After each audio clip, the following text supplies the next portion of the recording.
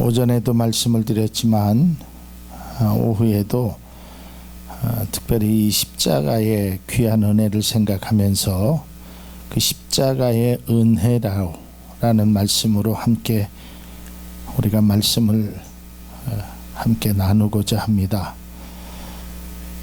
오늘 본문은 마치 법정에서 판사가 판결문을 낭독하는 느낌을 받게 합니다.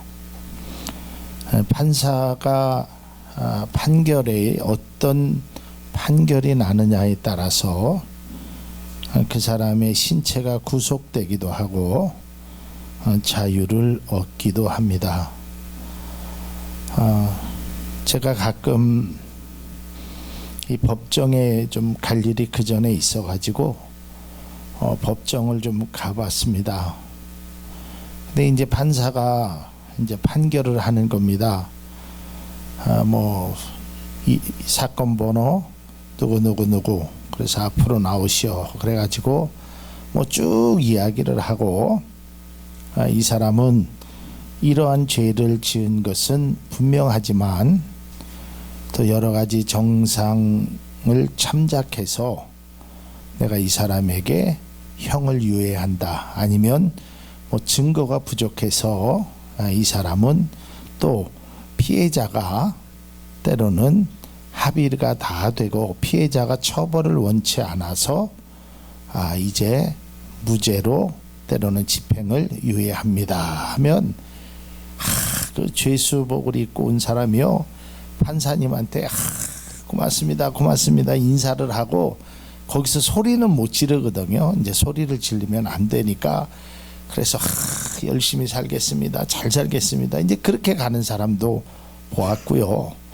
어떤 사람은 자기가 별로 잘못한 것도 없다라고 당당하게 들어갔다가 판사가 당신은 죄를 뉘치지도 않고 또 재판을 받는 과정 속에서도 보면 당신은 죄인으로서 합당한 자질이 그러니까 죄인이 가져야 될 좀 미안함이라든지 또 자기의 부족함을 인정하지 않고 어떤 법정에서 그 태도가 옳지 않아서 징역을 처한다.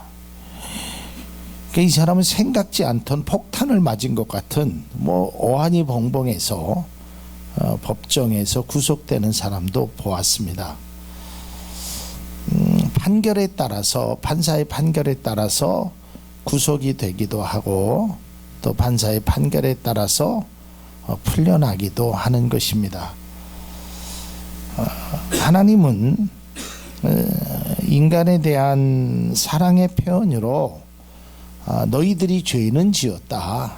그러니까 모든 사람이 죄를 지었음에 하나님의 영광에 이르지 못한다는 로마서의 말씀대로 너희들은 죄를 지었다. 그러나 내가 예수 그리스도 독생자를 이 땅에 보내시고 십자가의 은혜로 오늘부터 너희들은 무죄로 선언하노라. 이게 바로 십자가의 은혜인 것입니다. 죄로 죽을 수밖에 없는 우리들, 무할례자로서 이방인으로서 구원을 받을 수 없다고 생각했던 사람들에게 또한 우리는 아브라함의 자손이 아니기 때문에 우리에게 육신의 할례가 없었음에도 불구하고 하나님께서 우리에게 구원의 은혜를 주셨다는 것입니다. 자, 근데 오늘날에는 이런 우리가 이방인들에 대한 이런 것들이 별로 이렇게 와서 느껴지진 않습니다. 이 에베소, 골로새서, 빌립보서 요 당시에 그 사도 바울이 선교의 사역을 했을 요 당시에는 이방인들이 하나님의 자녀가 된다라는 것은 상상하지 못했습니다. 심지어는 베드로도 상상하지 못했어요. 그래서 그 고넬료 가정의 환상이 하나님께서 보이시잖아요. 그러니까 하나님 나 저렇게 더러운 것은 먹을 수 없습니다. 그게 이제 고넬료 가정으로 가라라는 하나님의 환상이었거든요. 그러니까 당시의 유대인은 이 이방인들 하나님의 백성이 아닌 이들이 하나님의 백성이 된다라는 것은 이건 용납할 수 없는 일이란 말이에요. 그리고 이방인 스스로도요, 우리는 하나님의 자녀가 될 자격이 없다. 그러니까 그들에게 하나님의 은혜로 자녀가 되게 하셨다는 것이 너무 감사한 거예요. 근데 오늘날에 사도 바울이 사역한 2000년 후에 오늘날의 많은 사람들은 이 감격의 은혜가 이게 몸소 와닿지를 않는단 말이에요. 우리가 어떠한 그 감격의 은혜라는 것을 직접 내가 체험하지 못하면 왜 저 사람은 왜 울지? 뭐 그깟 일로 왜 그러지? 이렇게 되는 것입니다. 정말 내가 어려움 가운데 하나님의 은혜로 내가 구원을 받고 하나님의 은혜와 사랑으로 내가 지금 이 자리에 왔다라는 것이 정말 마음으로 느껴지고 깨달아지는 사람이 그 십자가의 은혜에 감사하는 것이지, 그렇지 않고 뭐 그 정도 가지고 뭐 그거는 아무나 할 수 있는 것인데 라고 생각한다면 그것은 십자가의 은혜가 우리에게 아무런 영향을 미칠 수 없다라는 것입니다. 골로새서 2장 13절을 다시 한번 제가 새 번역서로, 우리 오전 예배 때도 이제 13절 14절을 우리가 계속적으로 읽었는데요, 13절을 보면 또 여러분은 죄를 지은 것과 육신이 할례 받지 않은 것 때문에 죽었으나 하나님께서는 여러분을 그리스도와 함께 살리시고 우리의 모든 죄를 용서하여 주셨습니다. 하나님께서 우리의 모든 죄를 십자가의 보혈을 통해서, 십자가의 사랑을 통해서, 십자가의 은혜를 통해서 우리에게 다 베풀어 주셨다는 거예요. 근데 사람들은 이것을 깨달지 못, 심지어는 믿음의 사람들도 이것을 깨달지 못하게 되는 것입니다.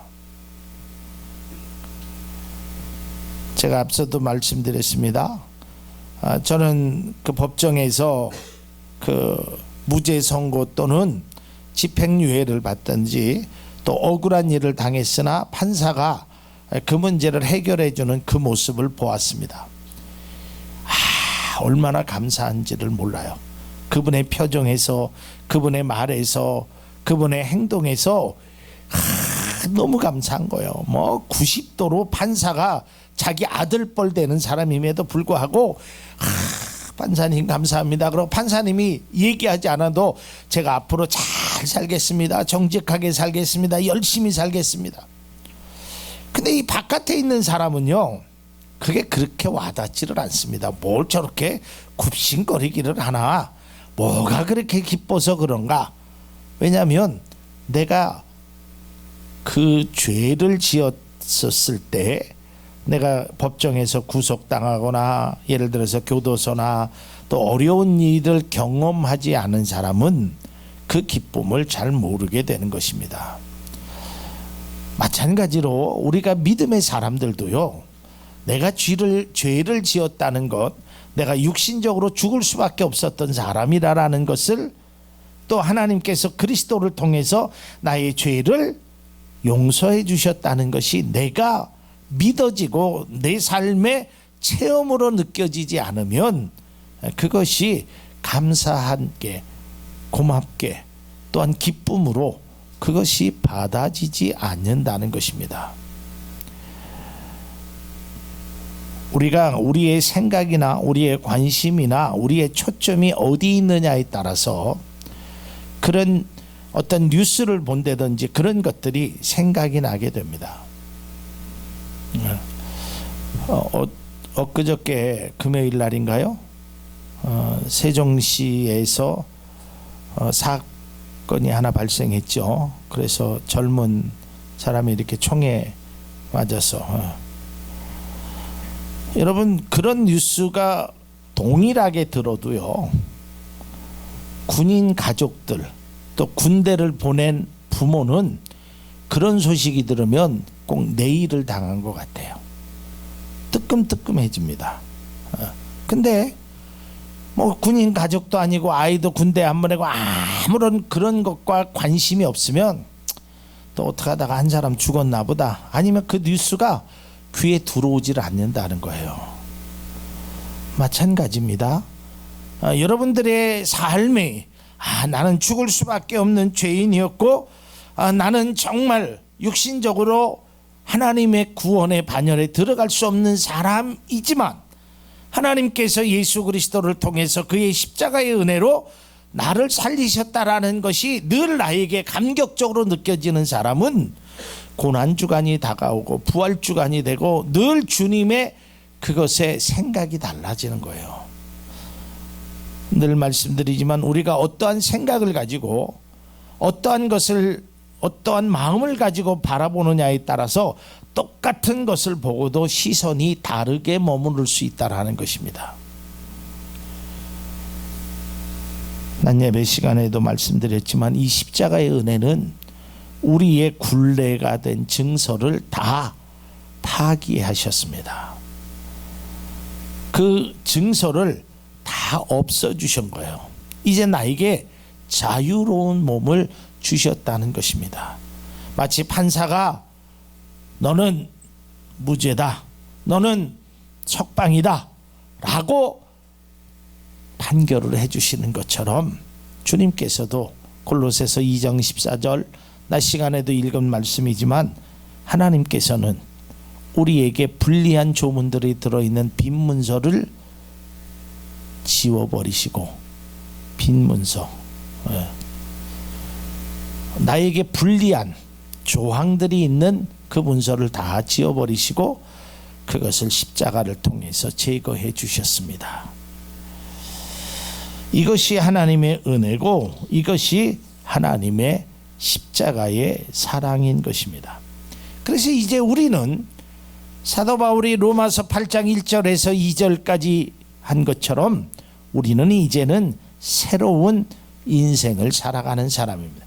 로마서 8장 1절에서 2절 보면 그러므로 이제 그리스도 예수 안에 있는 자에게는 결코 정죄함이 없나니 이는 그리스도 예수 안에 있는 생명의 성령의 법이 죄와 사망의 법에서 너를 해방하였음이라 그랬어요.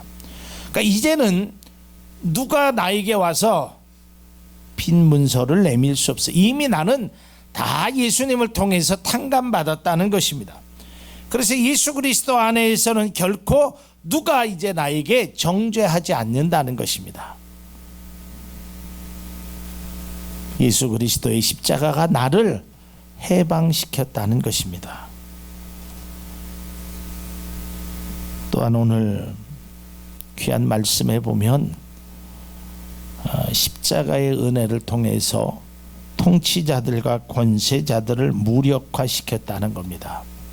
그리고 그들을 오히려 구경거리로 삼으셨다라는 것입니다. 이것은 핍박했던 자들을 오히려 그들을 무력화시키셨습니다.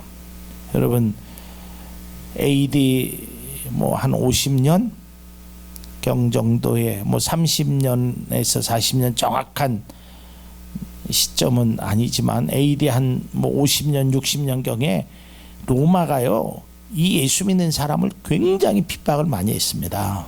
예수님을 30여 년 전에 죽였고 베드로도 그랬고 핍박이 이루 말할 수가 없었습니다. 그랬던 로마가 AD 325년에 국교로 인정합니다. 결국은 항복했다라는 것입니다.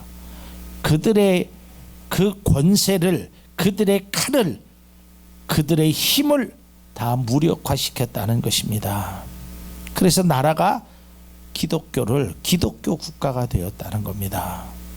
그리고 오히려 그렇게 정죄했던, 예수를 죽이라고 했던 그 많은 사람들을 오히려 조롱거리가 되게 했다라는 것입니다. 사랑하는 성도 여러분, 우리는 연약해서 죄악으로 때로는 사단의 유혹에 빠져서 내 생각대로 살아가고 있기도 합니다. 그러나 그랬던 우리들에게 그리스도의 십자가를 통해서 우리의 죄와 사망의 법에서 우리를 해방시켜 주신 그 십자가의 은혜에 늘 감사하며 살아갈 수 있는 믿음의 성도가 우리들의 모습이 될 수 있기를 바랍니다. 여러분, 우리가 이제껏 산 것도 마찬가지요, 앞으로 살아가는 은혜도 마찬가지입니다. 십자가의 은혜를 빼고는 아무것도 설명할 수 없습니다. 그것을 빼고는 그 어떤 것으로도 대처할 수 있는 것이 없습니다. 그러기에 요한복음 3장 16절에 있는 것처럼 하나님이 세상을 이처럼 사랑하셨다. 그래서 독생자 예수 그리스도를 이 땅에 보내주셨다. 저도 마찬가지지만 우리 사람에게 있어서 익숙함이 때로는 좋은 것 같지만 그 익숙함이 소중함을 소멸시킬 때가 있습니다.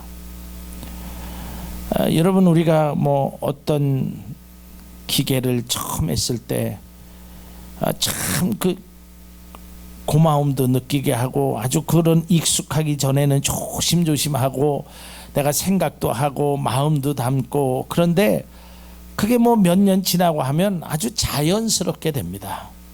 자연스럽게 바라보게 됩니다. 처음에 내가 예수 그리스도를 만났을 때는 그 십자가에 달리신 예수 고난주간, 그것에 대한 깊은 감격과 또한 고마움과 은혜의 사랑의 눈물도 흘리고, 예수님께서 나를 위하여 십자가에 지시고 죄를, 그런 것들이 늘 마음속에 와닿아 있는데 1년이 지나고 10년이 지나고 수도 없이 많은 고난주간의 설교를 들어보면서 이제 그런 것들이 너무 익숙해져 있어요. 그러다 보니까 그 십자가의 은혜의 그 소중한 것을 익히 느끼지 못하고 살아간다는 것입니다. 마치 어린아이가 처음에 엄마가 용돈을 주고 아빠가 용돈을 주는 것들이 처음에는 고맙고 감사하다가 이제는 그 용돈이 협상의 대상이 됩니다. 나 올해는 중학교 됐으니까 용돈 얼마 줄 거예요? 나 이번에 시험 잘 봤는데 용돈 얼마 줄 거예요? 그래서 그 용돈을 주는 엄마 아빠의 고마움보다는, 그것이 소중함보다는 당연함으로 와닿는 그런 모습을 갖는다면 그것은 바람직스럽지 않은 것입니다. 마찬가지입니다. 우리가 예수 그리스도를, 예수님의 귀한 사랑을 입고 은혜가 했던 그것이 어느 순간부턴가 그 감격이나 감사 대신에 그저 한 절기에 흐르는 그러한 강물과 같이 흘려보내는 그런 존재가 되어서는 안 된다는 것입니다. 오늘 말씀의 그 결론은 예수 그리스도의 십자가로 이기셨다라는 것입니다.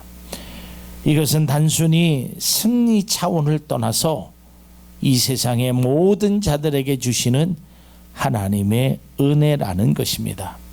이제 우리는 하나님의 그 은혜 속에서, 그 십자가의 은혜를 통해서 그리스도 예수 안에 있는 성령의 은혜가, 성령의 법이 우리를 해방시키고, 우리의 그 해방된 깊은 은혜가 우리가 누리며 사는 그런 그리스도인들이 될 수 있기를 바랍니다. 그렇다고 해서 우리가 365일 고난주간처럼 늘 울며 그렇게 살아가라라는 의미가 아닙니다.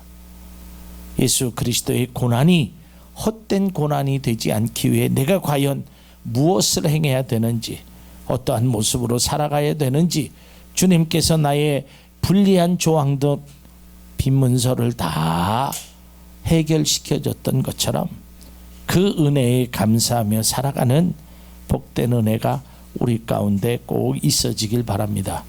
고난을 통해 승리가 있었던 것입니다. 죽음을 통해 부활이 있었다는 것을 꼭 기억하시고, 예수님의 죽음, 예수님의 그 십자가의 사건이 헛되지 않도록 믿음의 행보가 우리들의 모습 속에서 넘쳐날 수 있기를 바랍니다.